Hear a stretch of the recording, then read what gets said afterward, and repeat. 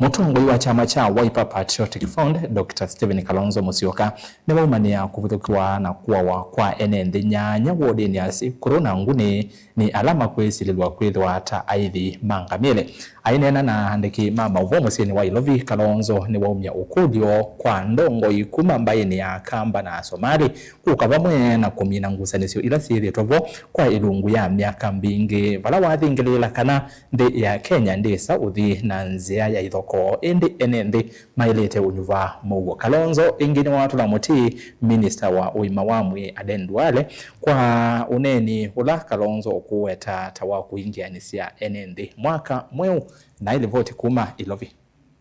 Mutongoi wa chama cha Wiper Patriotic Front Stephen Kalonzo Musyoka ni watu la muti silikali kwa ulelu thini wa kuthinikia uvungulu wa muona ula uende na ukosi wa kaundini ya Kitui muno ilembetani ya mwingi. Kalonzo Aineena na Aandiki Mauvoo maweta kana vena vatamba ya Akamba na ila ya Asomali kuende ya kwikala na Mauvoo na kuungamia Kuvithukiwa na kuu na kula kutiete Enenthi Nyaanya kufikia yuma tietwe ni thayu. I speak directly to both communities, Kambas and Somalis in this case. Your pain, your fear, your anger, which is also reflected in the explosion in the social media space. I understand all of it. But retaliatory attacks must stop immediately.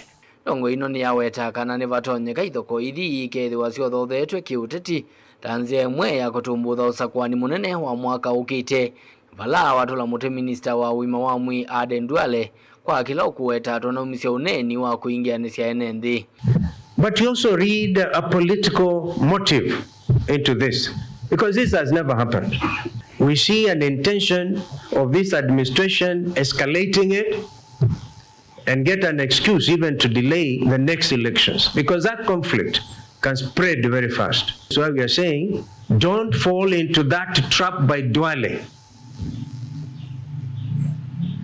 Anasema hatuwezi kwenda Garissa, tupigwe mawe, tupigwe risasi, tutaenda. These are some of the things we shall document against people like Duale to take them to International Criminal Court. If there is mass evacuation of the people from Garissa, Wajir, Mandera, and you know that is a crime against humanity, mass displacement of people, Duale will be held responsible. Kavindane kau Kalonzo ni wendekethia atumia kuma Mbaini ya Asomali na ila ya Akamba Kuka Vamwe na kunena ni kumanda nzia sia kuimia Mauvoo wakati wa mbaisuile. And what I also recommend immediately is wazee wakutane haraka iwezekanavyo. And I am ready myself to run, drop everything else I'm doing, and we can meet them in Mwingi.